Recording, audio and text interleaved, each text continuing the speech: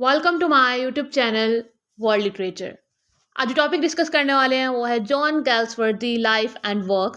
आज हम जॉन गैल्सवर्दी की बायोग्राफी को डिस्कस करने वाले हैं, इनके अर्ली एजुकेशन को डिस्कस करेंगे, इनकी बर्थ को, इनकी डेथ को, इनके लिटरेरी वर्क्स को, कौन से इन्होंने नॉवेल्स एंड प्लेस लिखे हैं, एंड इनकी पर्सनल लाइफ कैसी थी, इनकी मैरिड लाइफ कैसी थी, एंड इन्होंने अपना राइटिंग करियर जो है वो कैसे बनाया, एंड इनकी जो है वो लिटरेरी सर्कल में रेपुटेशन क्या थी, उस चीज़ को भी जो है वो हम डिस्कस करेंगे।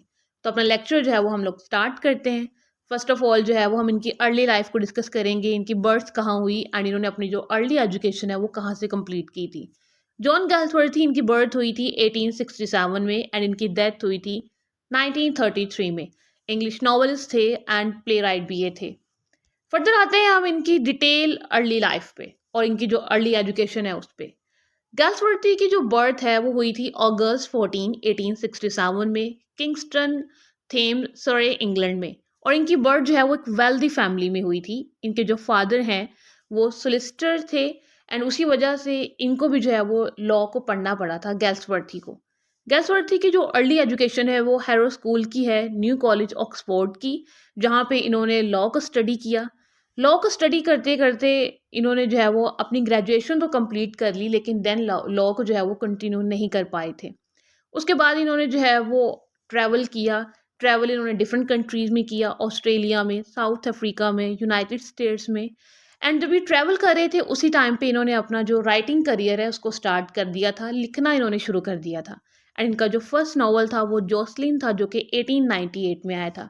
लेकिन इस नावल के साथ इनको कोई फेम नहीं मिला, इनको कोई रिकग्निशन जो है वो नहीं मिली थी। इसके बाद इनका एक और नावल आया था जिससे जो है वो इनको पॉपुलैरिटी जो है वो मिली थी, द आइलैंड फेरिसीज, जो कि 1904 में इनका नावल आया था। इसकी वजह से इनको काफ़ी ज़्यादा पॉपुलैरिटी एंड रिकग्निशन जो है वो मिली थी। देन जो है वो हम इनके फेमस वर्क की बात करते हैं जिसने इनके करियर में इम्पोर्टेंट रोल प्ले किया। इनका जो मोस्ट फेमस वर्क है वो है द फोर्साइट सागा।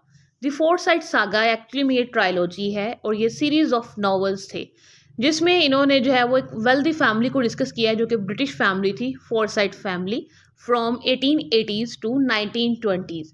यहाँ पे ये जो है ना, ये वेल्दी फैमिली रहती थी, इसको इन नॉवेल्स में इन्होंने डिस्कस किया है।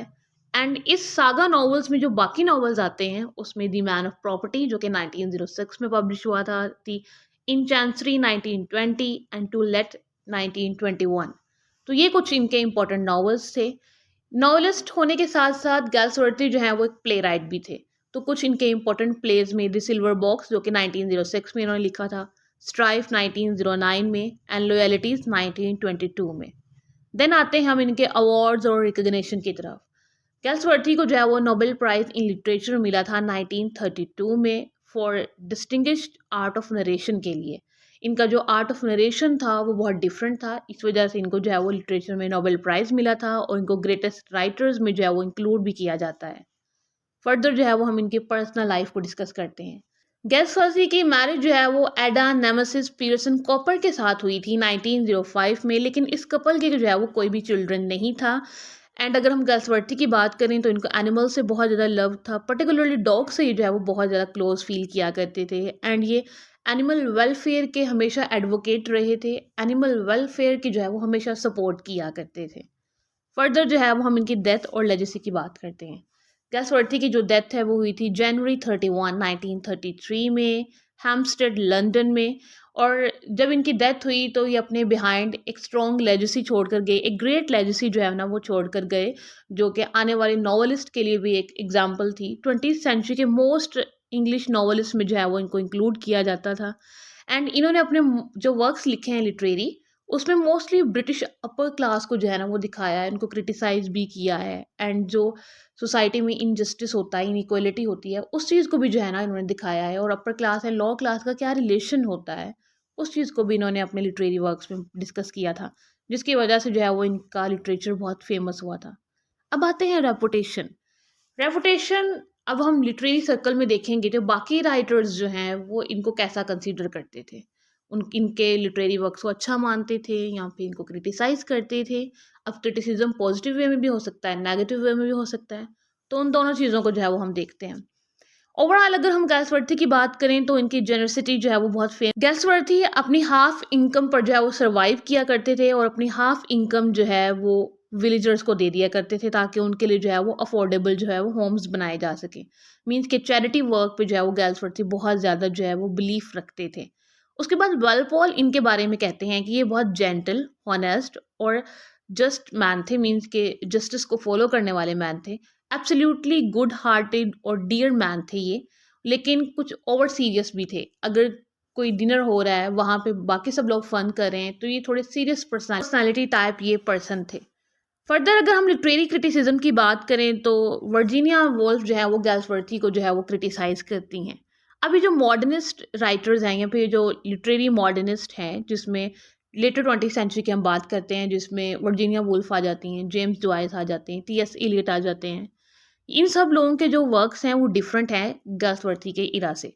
تو گیلسورتھی کے ساتھ جو تھے رائٹر، جس میں ایچ جے ویلز آ جاتے ہیں اور آرنولڈ بینٹ آ جاتے ہیں، اب ان تینوں کو جو ہے نا وہ ورجینیا وولف کرٹیسائز کرتی ہیں. کہتی ہیں کہ یہ دی ایڈورڈینس ہیں، ان کا جو رائٹنگ سٹائل ہے وہ اولڈ فیشنڈ ہے.